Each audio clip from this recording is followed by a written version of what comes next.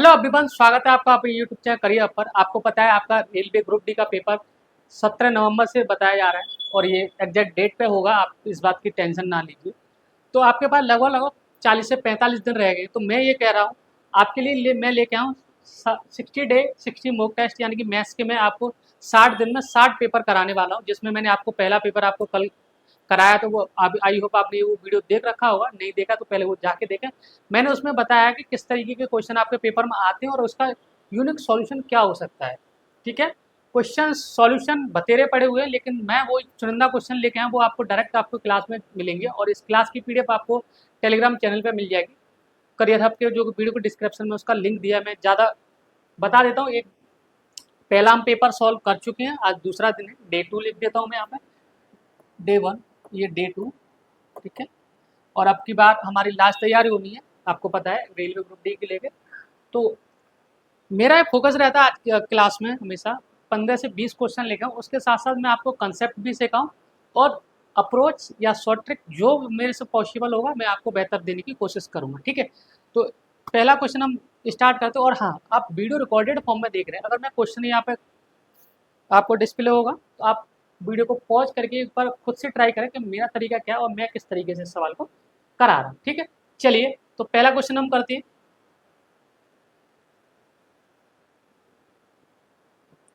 पहला क्वेश्चन है आपका, the least common multiple of three different number is 120, which of the following can not be there highest common factor. इसका मतलब है तीन अलग अलग संख्याओं का लघुत्तम समावर्तक 120 है, निम्नलिखित में से कौन सा उनका महत्तम समावर्तक नहीं हो सकता। यानी कि क्या नहीं हो सकता, एचसीएफ नहीं हो सकता। यानी कि हम ये सवाल बोल सकते हैं एलसीएम और एचसीएफ की हम बात करें।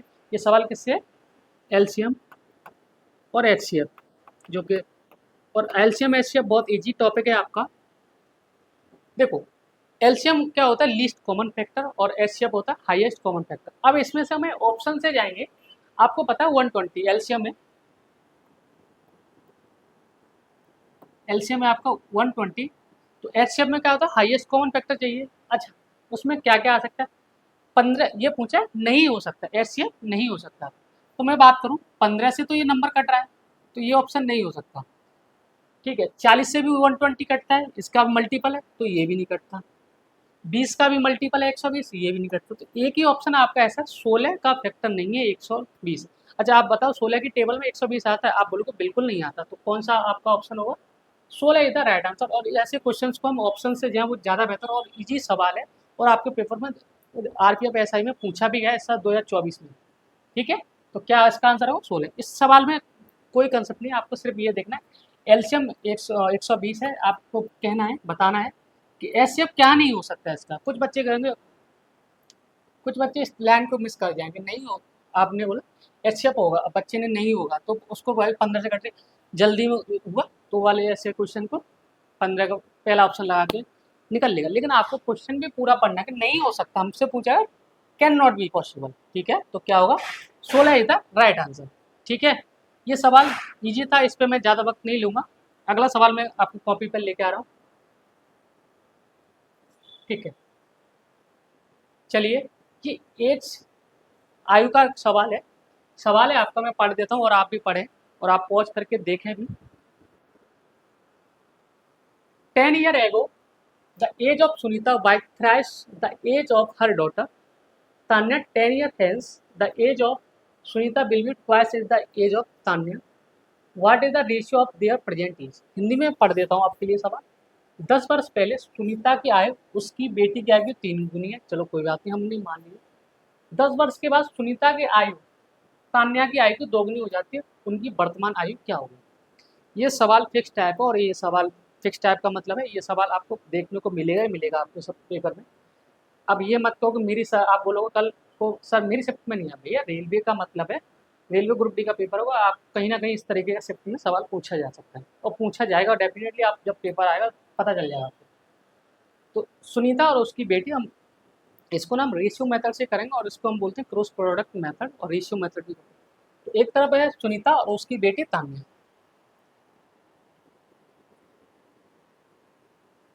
क्या है, सुनीता, एक मिनट, एक तरफ है सुनीता एस और एक तरफ उसकी बेटी तान्या। 10 वर्ष पहले उसकी आय के 3 गुना। अगर इस ये एक है और तो फिर ये कितनी होगी 3। अब ये कह रहा है ये 10 वर्ष पहले की कहानी है, यानी कि मैं माइनस 10 साल पहले चला जाऊँ और ये कह रहा उसके 10 साल के बाद यही रेशियो कितना हो जाता है बदल के, आप बोलोगे सर 2 हो जाता है। तो मैं कह सकता हूँ ये रेशियो है। मानते हो इस वाली बात को? आप बोलोगे बिल्कुल। ठीक है, अब ये डिफरेंस कितने साल का आ गया? 10 साल पीछे जाके, पीछे और 10 साल बाद, तो ये कॉमन इसका डिफरेंस कितना का आएगा? डिफरेंस आप बोलोगे 20 ईयर का, ये भी 20। तो हम ऐसे सवाल को क्या करेंगे, पहले इसका इसमें मल्टीप्लाई करेंगे, 3 बन जाए 3, 2 एकन 2, इनका लेंगे क्या डिफरेंस, एक यूनिट की वैल्यू निकालनी है। 20 दूनी 40 और 20 एकन 20, यानी कि 40 में से आपका 20 जाएगा तो कितना बचेगा? 20 बचेगा, यानी कि एक यूनिट की वैल्यू 20 है, तो एक यूनिट की वैल्यू 20 है। अब हमें चाहिए क्या? उनकी वर्तमान आयु। तो 20 या 60, पहले हम 10 वर्ष पहले की मान लें, उसमें 10 साल जोड़ेंगे, हमें क्या आ जाएगी? करंट एज आ जाएगी। तो 20 या 60 और 20 एकन 20, इसमें हमें क्या क्या और देखना है? 10 साल और ऐड करनी है, तभी तो हमें पता चलेगा करंट एज उसकी। ये 70 रेशियो 30, यानी कि कितना आ जाएगा इनका आंसर? 7:3। कहाँ है ऑप्शन आपका? Option number B for Bombay. अब इस सवाल में कुछ बच्चों के हवा लगी हुई, कुछ बच्चों को नहीं लगी, मैं बता देता हूँ। और ऐसा सवाल आपके पेपर में आता है तो ये बेस्ट अप्रोच होगी आपके सवाल को करने की। बाकी आप बेसिक से जाओ, इसको एक्स मानो, इसको वाई मानो, फिर आप इसको इक्वल करो। मैं क्या कर रहा हूँ, आप इसमें क्रॉस प्रोडक्ट मेथड लगाइए, ये बहुत ही ईजी सवाल। और ये ऐसा नहीं है आपका एज में लगेगा, प्रॉफिट लॉस में भी ऐसे क्वेश्चन आएंगे, उसमें मैं आपको लगा के दिखाऊंगा। इस तरीके का मैथ इसको बोलते हैं हम लोग क्रॉस प्रोडक्ट मेथड। आप कहोगे तो इसमें मैं पूरी क्लास ले लूँगा, इससे आपको पता चल जाएगा ये मेथड की पावर क्या है। ये हर जगह लगता है, कॉपी में नोट करेंगे, मैं अगेन समझा दूंगा आपको।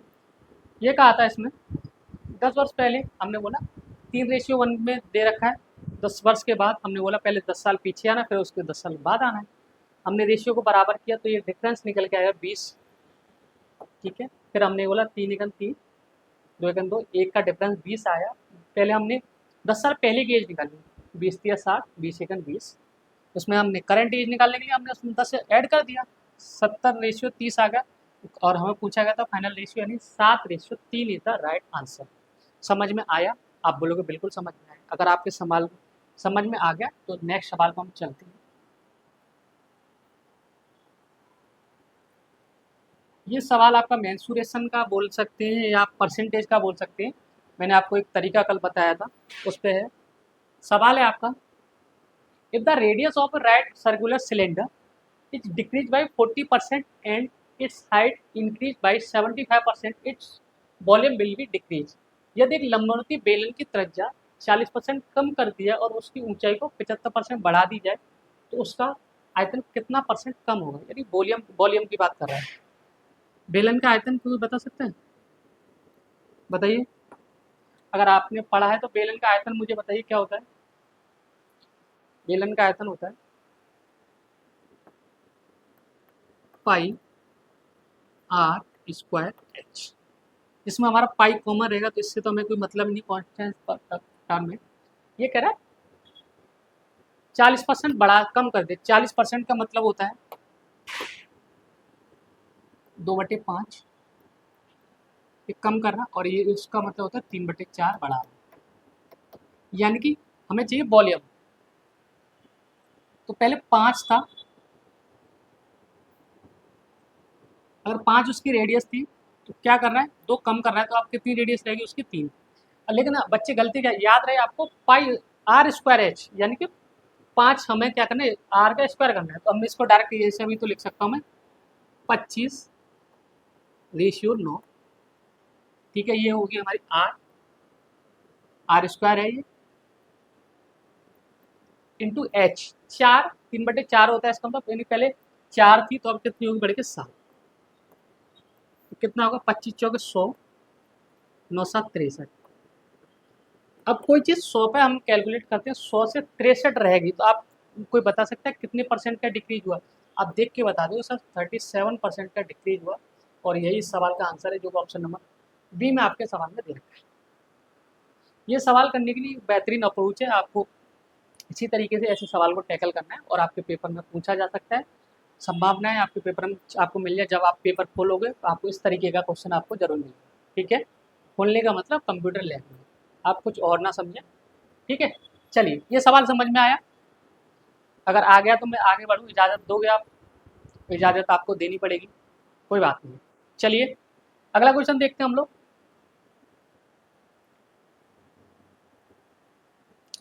पढ़िए इस सवाल को, सवाल मैं पढ़ देता हूँ। Rita goes to office from home a speed of 40 kilometre per hour if she returns to home from office at a speed of 60 kilometre per hour, then what is the average speed of. Hindi में पढ़ देता हूँ। रीता घर से 40 kilometre per our की speed से जाती है और ऑफिस से 60 किलोमीटर पर आवर की आवाज़ से लौटती है, तो उसकी एवरेज स्पीड पूछी है। एवरेज स्पीड निकालने का एक ही फॉर्मूला होता है आपका 2xy। एवरेज स्पीड का फॉर्मूला होता है आपका 2xy upon x plus Y. ये अपनी कॉपी में नोट करेंगे आप लोग। डायरेक्ट इस फॉर्मूले पर सवाल, अगर ये x है तो ये हमारा y है, लगाइए। तो फॉर्मूला क्या है एवरेज स्पीड का? पूछा क्या है हमसे? एवरेज स्पीड 2x कितना है आपका 40 और y 60 और 60 प्लस 40 यानी 100, कितना हो जाएगा? 0 6 चौक 24, 24 दूनी 48। आपकी स्पीड क्या आ जाएगी? Average speed 48 kilometre per our. कहाँ है आपका 48 kilometre? Option number see the right answer. Average speed का अगर सवाल पूछा जाएगा तो ये आप फॉर्मूला ही है, फॉर्मूला नहीं है, कंसेप्ट तो होता है। जब हम डीप पढ़ेंगे, पूरा कंसेप्चुअल बेस पढ़ेंगे बैच में, जब हम बताएंगे, अभी तो हम प्रैक्टिस करा रहे हैं, तो आपको ये फॉर्मूला अपनी कॉपी में नोट करना है। देन उसके बाद ये सिर्फ आपको वैल्यू पुट करनी है। वैल्यू तो आपने उसकी भी पुट करी थी, लेकिन काट के चलिए आपका, कोई बात नहीं। अब सवालों पर ध्यान देंगे, उसकी बातों को भूल जाएं। एक्स हमेशा एक्स ही रह जाती है। ठीक है, चलिए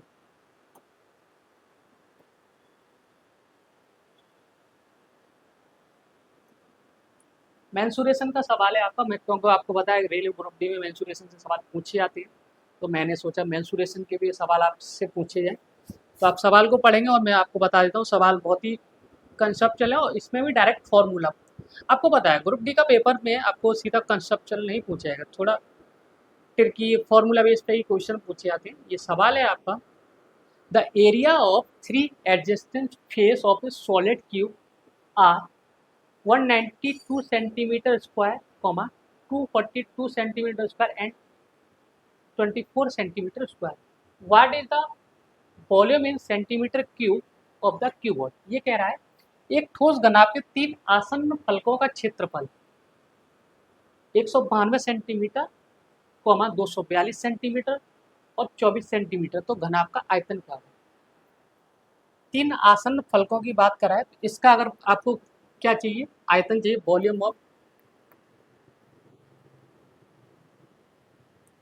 वॉल्यूम ऑफ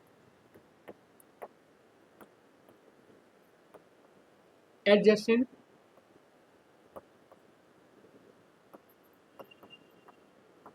तो इसका फॉर्मूला होता है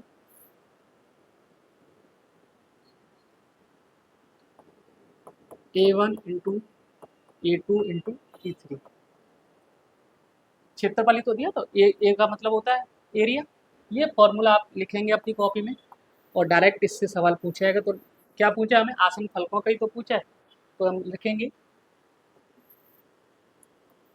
फॉर्मूला 192 मल्टीप्लाई 242 मल्टीप्लाई 24।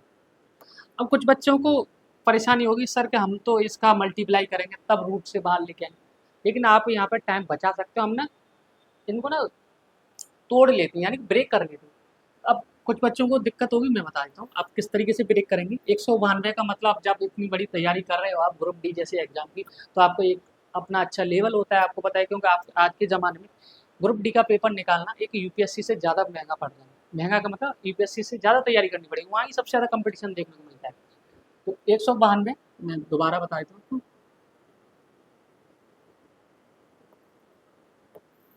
192 को आप किस तरीके से लिख सकते हो, 16 मल्टीप्लाई 12 लिख लो, ठीक है। 242 को आप लिख सकते हो 2 गुणा 121 और 24 को 2 गुणा 12। अब रूट से 12 कैसे 12 आएगी, देखो 16 का हम 4 ले आएंगे, 12 का 12 आ जाएगा हमारा, ठीक है। देन 121 का 11 और 2 इंटू 2 यानी कि 2 बाहर और आ जाएंगे। तो अब ये फाइनल कितना बचेगा आपका, 11 और इंटू 12 132, 100, या हम ऐसे करते हैं 12 चौक 48, 48 दूनी 96 इंटू 11। आपको पता है 96 इंटू 11 जैसे आपको दिखा, लास्ट में यूनिट डेट 6 होगा इसका, तो यूनिट डेट 6 किसका है, 1056, यही आपको आप इसका मल्टीप्लाई करोगे तब भी 11 नंबर 99 900 11 यानी 1056 centimetre cube is the right answer. ये इस सवाल का आंसर है। मैंने कैलकुलेशन भी करके बता दी, और आपको अब जैसे आप यहाँ तक आ गए, आपको तो 11 छक्के 6, आपको पता है यूनिट डेट कितना आना था, 6, तो एक ही ऑप्शन का आंसर यूनिट डेट 6 है, जो कि ऑप्शन नंबर सी में दे रखा है। समझ में आ गया आपको,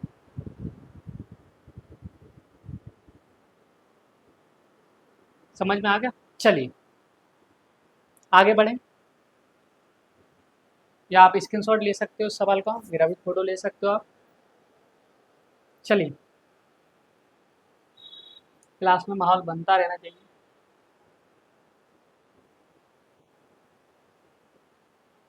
चलिए ये सवाल देखते हैं।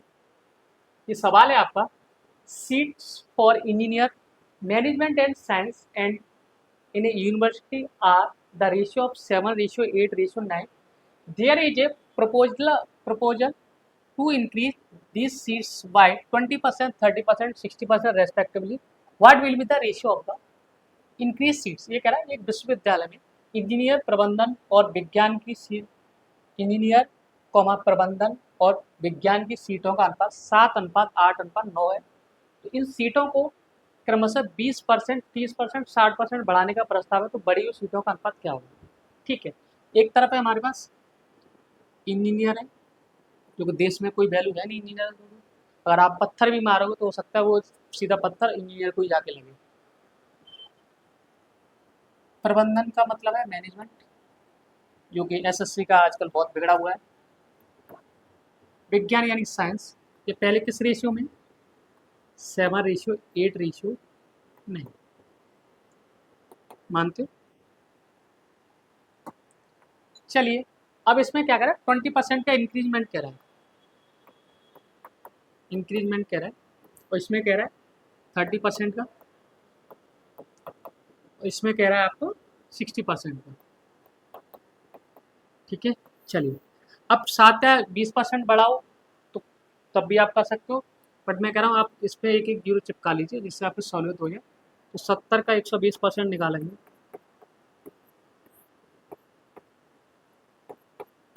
12×7=84, ठीक है। इसी तरीके से 8×24 कितना आ जाएगा, 130, 13 104, और ये हो जाएगा 144, ठीक है। अब तो आप इसको इजीली काट सकते हो, कटा तो आपका बहुत बार है, ठीक है। चलिए 4 से कट जाएगा, चलो हम 2 से काट लेते हैं। 2 से आपका 42, 52 और ये 72। इसको और अच्छे से काटते हैं, जैसे वो आपका काट के ये अच्छे से। अब कुछ बच्चे कमेंट करेंगे सर आपका भी कटा है, नहीं मेरा नहीं कटा है भाई।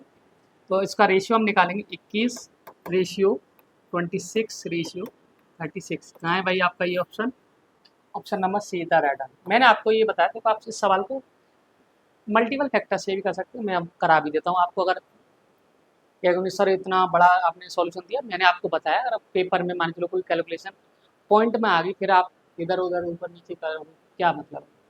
ठीक है, आपने क्या बोला, जीरो बढ़ा लिया हमने, जीरो बढ़ाने में ये सारी चीज़ें। अब आपको अगर मल्टीपल फैक्टर से करना है तो मैं वो भी बता देता हूँ। इस सवाल को मल्टीपल फैक्टर से भी बहुत आसानी से किया जा सकता है। चलिए, यहाँ हमारे थे इंडिया, ये बोला 7:8:9 है। तो 20% का मतलब होता है 120, तो 1.2 लिख सकते हैं हम इसको, रेशियो 8:1.3 लिख सकते हैं। ठीक है, 130 का मतलब क्या होता है 1.3। ठीक है, और 9 का कितना लिखेंगे हम इसको, 160 1.6। अब आप इस तरीके से भी कर सकते हो, तो 12 7 8.4, और पॉइंट कोई बात नहीं, तीनों में से कॉमन इससे कट ही जाएगा, तो क्या हो जाएगा 12 7 84, रेशियो 13:104, और 16 में 104, यही रेशियो तो आपका अभी निकल के आ रहा था। आप इसको कट करोगे फर्दर, वही आपका आंसर आएगा। तो आप इसको मल्टीपल फैक्टर से भी कर सकते हो। तो मैंने आपको दोनों तरीके बता दिए, आपको जो बेस्ट लगे वो आप पेपर में टैकल कर सकते हो। और पेपर का मैं एक चीज़ बता दूँ, जो तरीका आपके दिमाग में आ जाए उसी को करना है। आप पता चला ट्रिक के भरोसे गए और ट्रिक भी याद आई नहीं, आई तो 2 मिनट के बाद आई, तो उससे क्या फायदा कि आप बेसिक से तो कम से कम 1 मिनट में कर लेते, ट्रिक आई 2 मिनट के बाद याद, और उससे ही पता चला गलत आंसर लगाया। तो ये दुख है, ये टेंशन मत लो। तो जो कंसेप्ट जिसके क्लियर है वो उसका पेपर अच्छे से निकल जाएगा। ठीक है, प्रॉफिट लॉस का ये सवाल बताइए, कौन बच्चा बताएगा इस सवाल को।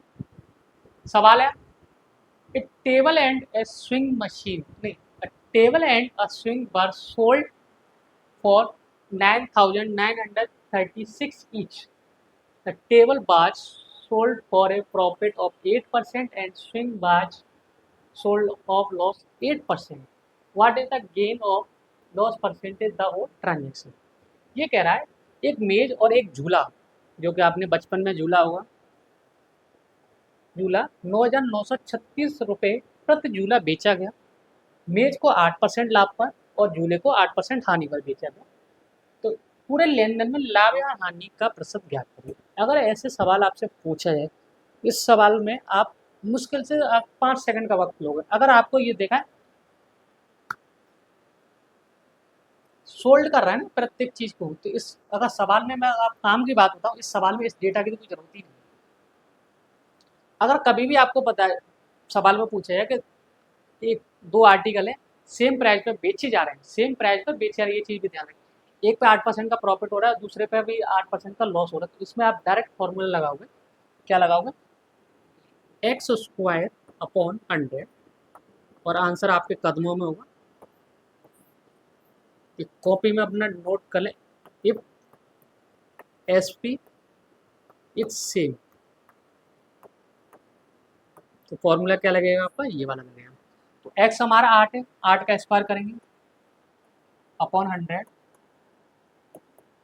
14, एक बार प्रॉफिट एक बार लॉस, तो क्या होगा 100,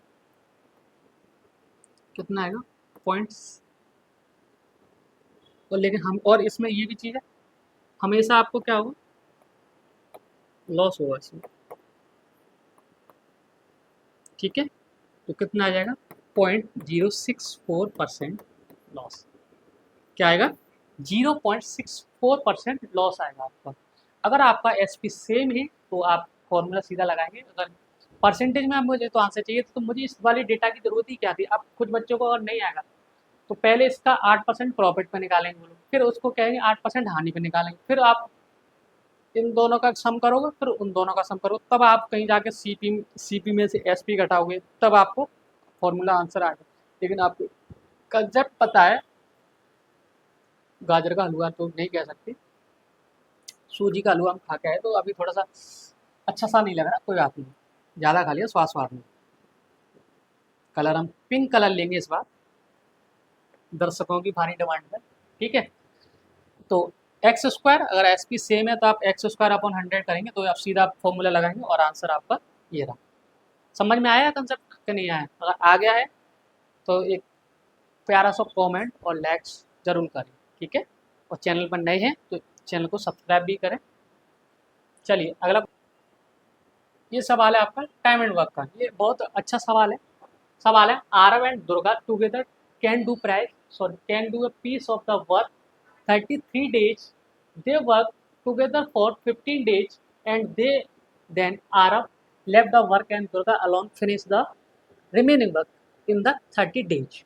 Find the number of days in which Arab alone can do a total work. ये कह रहा है आरब और दुर्गा नाम के एक व्यक्ति है, एक काम को 33 दिनों में पूरा कर सकते हैं। उनमें से 15 दिन तक काम किया और आरब ने काम छोड़ दिया। दुर्गा ने अकेले शेष काम को 30 दिन में पूरा किया। आरब अकेले उस पूरे काम को कितने दिन में पूरा कर सकता है, बताइए, ज्ञात करिए।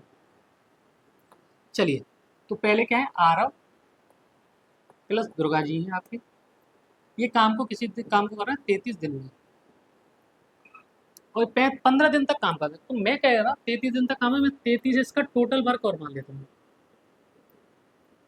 TW का मतलब टोटल वर्क। तो 33 दिन 33 की स्पीड से आएगा और 33 ही काम करना है, तो इसकी एफिशिएंसी कितनी आ जाएगी? एक एफिशिएंसी आ गई। 15 दिन तक काम कर रहे हैं मिलके ये लोग, तो एक दिन में क्या कर रहा है, एक एफिशिएंसी, तो 15 दिन में कितना करेंगे, 15 काम हो जाएगा। ये क्या है, वर्क है। अगर मैंने इसमें से 15 माइनस किया तो रिमेनिंग वर्क कितना बचेगा, RW कितना बचेगा, आप बोलोगे 18। 18 तो बचेगा। एक टोटल एफिशिएंसी है आरब और दुर्गा जी की, लेकिन आप बचे हुए काम को आपका दुर्गा कर रहा है 30 दिन में, इसकी एफिशिएंसी कितनी आ जाएगी, 36 18 और 6 पंजे 30, यानी कि 0.6, यानी 0.6 भी कह सकते हैं हम इसको, क्या कह सकते हैं, 0.6 आपके। अब पूछा क्या, देखो आरब अकेले उस काम को कितने दिन में कर सकता है, टोटल काम को करेगा कितने दिन में आरब, ठीक है कर लेगा हमारा आरब, कोई दिक्कत नहीं ना, ठीक। 0.6 ये है, टोटल एफिशिएंसी 1 है, तो 0.6 तो आरब की है, ये आरब की एफिशिएंसी, सॉरी दुर्गा जी की है। छोड़ के कौन गया है, आरब गया, दुर्गा बची, दुर्गा की। और आप फिर बचेगी आरब की एफिशिएंसी कितनी बचेगी, 1 में से आप 0.6 माइनस करोगे 0.4, टोटल काम कितना है हमारा, आप बोलोगे 33, 0.4 की स्पीड से आना है उसको, या तो आप इसको इस तरीके से लिख सकते हो, 100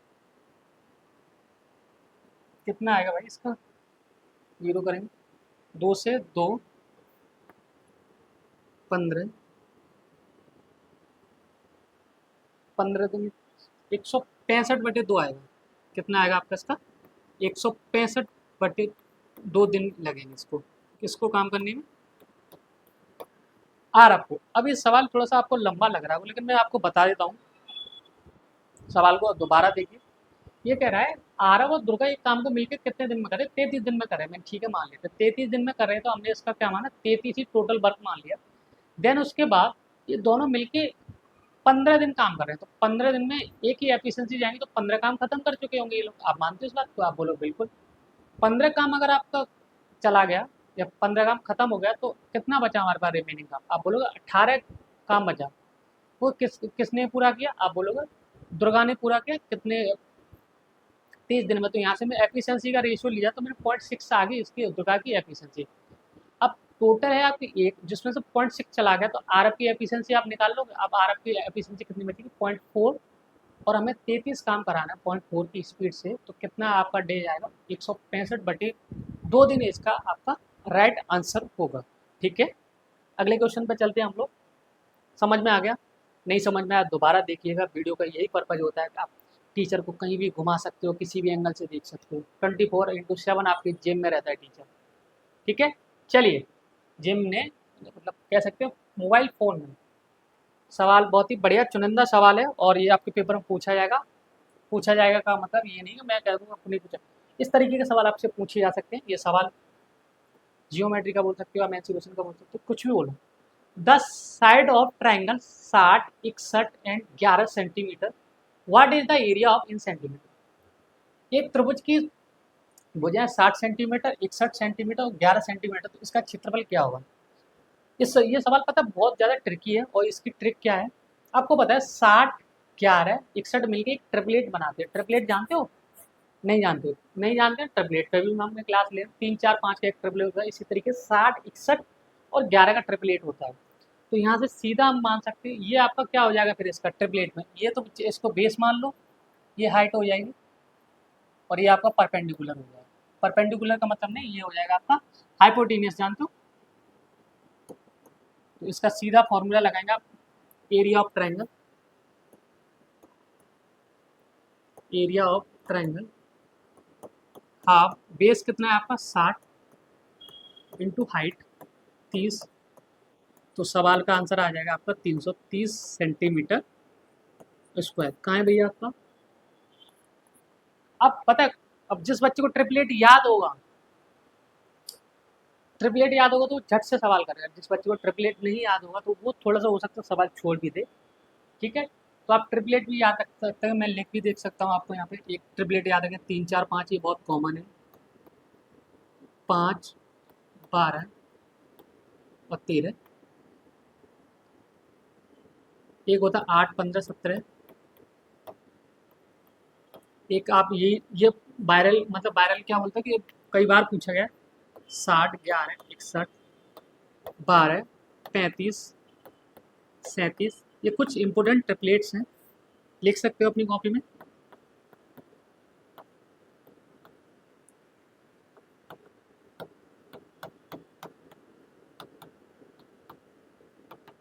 ठीक है, ये इंपोर्टेंट ट्रिपलेट्स हैं, आप अपनी कॉपी में नोट डाउन कर लेंगे। कुछ जो और भी होंगे मैं आपको कराऊंगा। एक 40 9 41 भी लिख सकते हो। ठीक है, चलिए आगे वाला क्वेश्चन देखते हैं। ट्रिपलेट आपको याद हो गया हो तो चलो,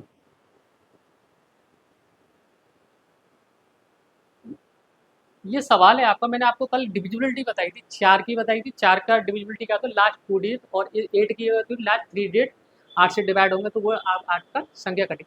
आज मैं डिविजिबिलिटी का जानबूझ के क्वेश्चन इसलिए रहेगा तो डिविजिबिलिटी से क्वेश्चन आते ही आती है। तो क्वेश्चन इसमें 3 की डिविजिबिलिटी पूछिए, 3 की पूछिए तो मैं 9 की भी बता दूंगा, लग यार। इसी तरीके से डिविजिबिलिटी को भी हम क्लास के बाद खत्म कर लेंगे। हो सकता है मुझे अलग से क्लास लेने की जरूरत ना पड़े, और जब पढ़ती है तो मैं डिविजिबिलिटी बहुत अच्छे से कराऊंगा आपको। इफ द नंबर ऑफ 715, यहाँ कोई ब्लैंक है, 42324 is completed divisible by 3, then find the largest whole number in the place of. इस सवाल में बच्चे गलती भी कर सकते हैं, मैं बताऊंगा। यह संख्या 715 यहाँ हमें चाहिए स्टार 4234 से 3 से पूर्ण तक विभाजित है, तो जो स्टार के स्थान पर सबसे बड़ी पूर्ण संख्या क्या होगी। तो 3 की पहले तो डिविजिबिलिटी पूछा क्या है, 715। ये वाला हमें नंबर चाहिए 4 2 3 2 4, ये 3 से डिवाइड करना चाहिए। 3 की डिविजिबिलिटी कहती क्या है, 3 की डिविजिबिलिटी कहती है number of sum of digit, जितने भी आपके डिजिट हैं उनका सम 3 से डिवाइड होना चाहिए। जितने क्या है आपके सम ऑफ डिजिट है वो 3 से डिवाइड। अब मैं लिख देता हूँ 3 की divisibility, sum of digit should B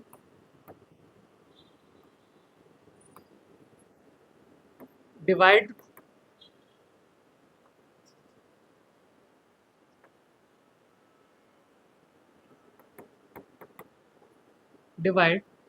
by 3। ठीक है, अब हम इसमें चेक करेंगे सम ऑफ डिजिट। 7 1 8 8 5 13, 13 4 17, 17 2 19, 19 और 3 22, 22 और 2 24, 24 और 4 28। ये सम ऑफ डिजिट है, एक बार और कर लेते हैं। 7 1 8 8 5 13, 13 4 17, 17 2 19,